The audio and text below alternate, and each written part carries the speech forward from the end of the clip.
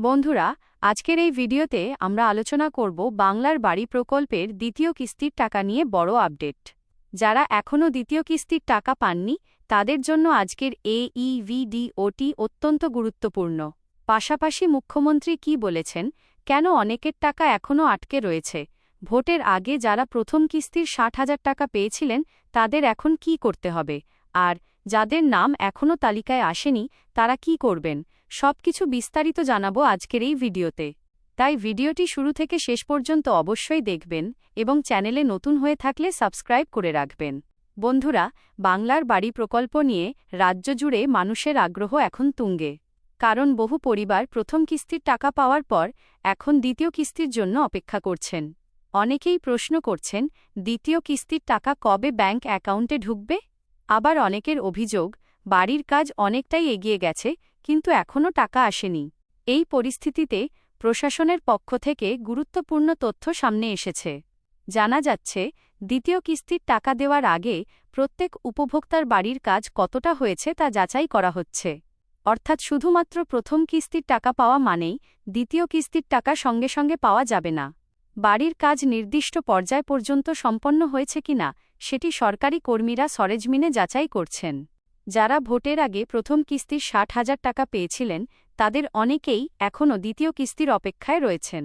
প্রশাসনের তরফে বলা হয়েছে, যেসব উপভোক্তা প্রথম কিস্তির টাকা ব্যবহার করে বাড়ির কাজ শুরু করেছেন এবং কাজের অগ্রগতি সন্তোষজনক, তাদের রিপোর্ট অনুমোদন হলেই দ্বিতীয় কিস্তির টাকা ধাপে ধাপে ছাড়া হবে।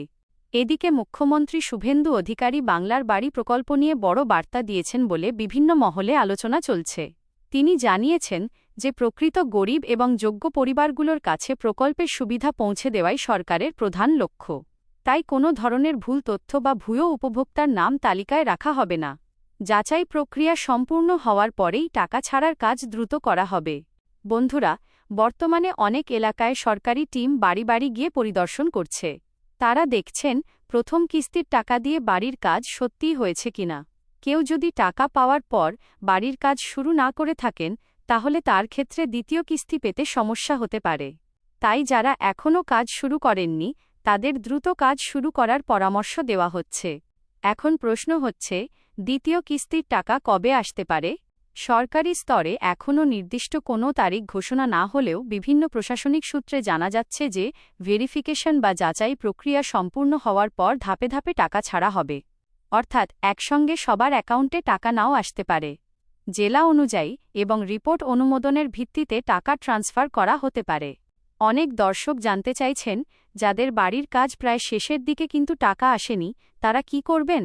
সেক্ষেত্রে প্রথমে নিজের পঞ্চায়েত অফিস, ব্লক অফিস অথবা সংশ্লিষ্ট দপ্তরে যোগাযোগ করুন।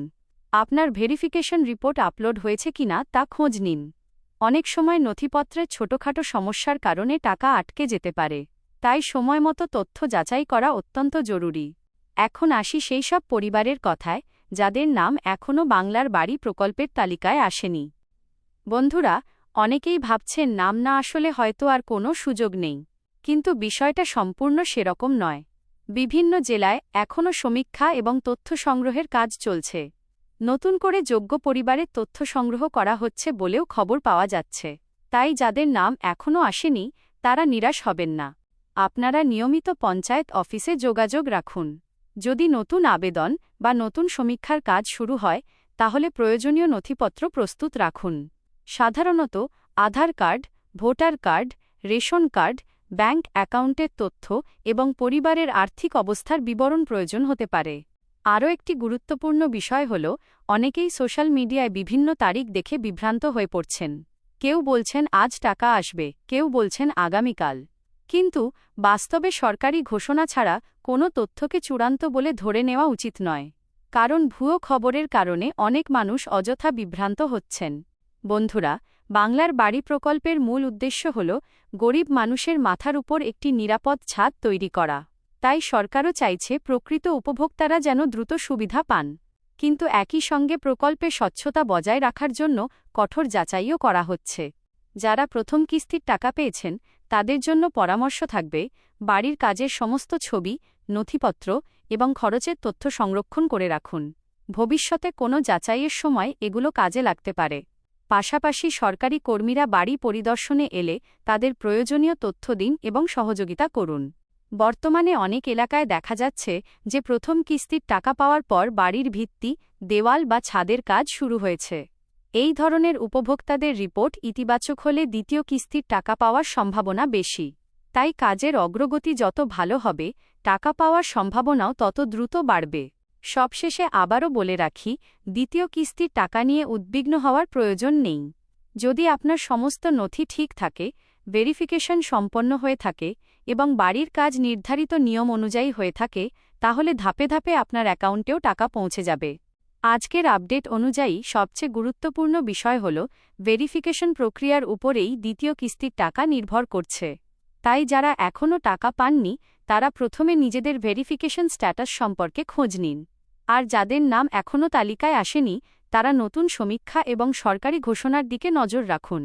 বন্ধুরা, বাংলার বাড়ি প্রকল্পের দ্বিতীয় কিস্তির টাকা নিয়ে নতুন কোনো সরকারি ঘোষণা এলেই আমরা সবার আগে আপনাদের জানিয়ে দেব। তাই চ্যানেলটি সাবস্ক্রাইব করে রাখুন এবং ভিডিওটি শেয়ার করুন, যাতে অন্যরাও এই গুরুত্বপূর্ণ তথ্য জানতে পারেন।